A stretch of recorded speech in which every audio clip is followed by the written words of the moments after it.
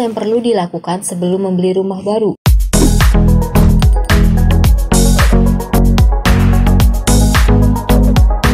Wah, duit di tabungan udah banyak nih. Impian dari dulu pengen punya rumah sendiri akhirnya bisa terrealisasikan.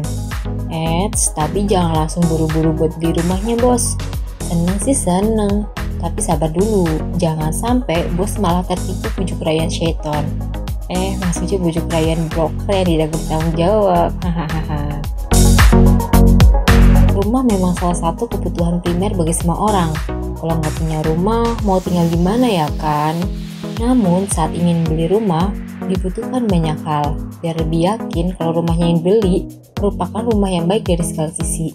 Mulai dari lokasinya, kenyamanannya, harganya, dan sebagainya. Sudah susah payah mengumpulkan uang, lalu menyesal di akhir. Pasti nggak mau kan? Nah, biar hal itu nggak terjadi, yuk disimak apa aja sih hal yang perlu dipertimbangkan sebelum beli rumah baru. Hal pertama, tentukan rumah seperti apa yang bos dan keluarga butuhkan. Beli rumah sesuai kebutuhan aja, biar nggak berlebihan. Lakukan diskusi dengan keluarga, kalau bisa bikin list. Kira-kira rumah seperti apa sih yang dibutuhkan?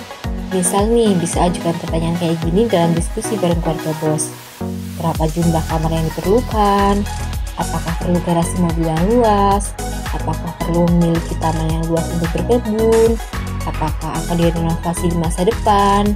Nah, dari pertanyaan tadi bakal dapat list apa aja yang dibutuhin. Dan bos bisa lebih gampang memfilter rumah seperti apa yang diinginkan. Seperti buat yang baru menikah dan belum punya anak, rumah dengan 2 kamar itu sudah cukup loh. Nanti ketika anak kedua udah berusia 7-10 tahun, baru mulai mikir lagi untuk membuat kamar ketiga atau mau beli rumah yang lebih besar lagi. Yang kedua, pertimbangkan lokasi dan akses rumah yang dibeli. Lokasi dan akses rumah itu penting banget loh. Tentunya bos gak mau kan beli rumah yang lokasinya masih sepi, gak punya tetangga nanti. Butuh apa-apa juga susah nyarinya kalau lokasi rumah susah untuk dijangkau. Tapi biasanya harga rumah yang murah terletak cukup jauh dari pusat kota, antara 10-20 menitan. Sebenarnya hal tersebut tidak jadi masalah selama akses transportasinya memadai dan dekat dengan fasilitas umum seperti sekolah, pusat perbelanjaan, rumah sakit, dan tempat kerja bos. Kemudian yang gak kalah penting itu, bos tahu apakah lokasi rumah bebas banjir atau enggak. Yang ketiga, bos juga harus memperhatikan lingkungan sekitar rumah.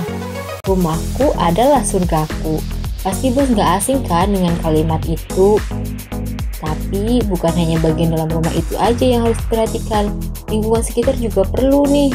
Lingkungan yang bersih dan sehat, tetangga yang ramah dan ringan tangan tentu akan membuat lingkungan terasa lebih nyaman. Bagaimanapun, kenyamanan hanya bisa dirasakan saat bisa berada di lingkungan asri dan memiliki hubungan harmonis dengan para tetangga. Punya tetangga yang julid sangat perlu dihindari biar kuping nggak panas setiap hari. Lingkungan juga harus aman dari kasus pencurian, perampokan, tawuran antar warga, dan hal-hal buruk lainnya. Yang keempat, spesifikasi material rumah yang dibutuhkan. Kalau bisa nih, bos datang langsung untuk mengecek spesifikasi material rumah yang digunakan. Jangan hanya mengandalkan ciri nih atau katanya ya. Misal nih, bos bisa mengecek jenis material rangka atau material dinding yang digunakan. Pastikan rumah menggunakan bahan bangunan yang berkualitas, biar rumah bisa kokoh bertahan lama, nggak memerlukan renovasi dalam waktu dekat. Yang kelima, air yang lancar.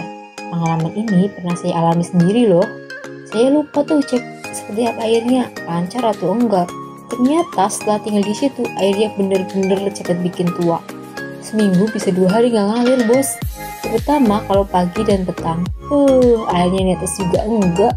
Yang paling parah, mau masak, cuci bawang, cabai dan sayurnya pakai air galon yang 7 ribuan itu. Dan anakku juga pernah mandi pakai air galon. Adeh, parah. Air nih jangan lupa bersih juga. Mungkin bisa bertanya sama tetangga sebelah dulu untuk memastikan. Dia bisa pura-pura numpang cuci tangan dulu lah. Lalu sambung dengan tanya-tanya tentang air di wilayah itu.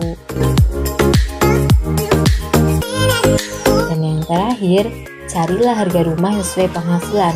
Sebelum beli rumah, ada baiknya bos survei ke beberapa tempat dengan harga yang setara. Dari situ, bos bisa membandingkan rumah mana yang paling pas sesuai dengan keadaan keuangan dompet bos.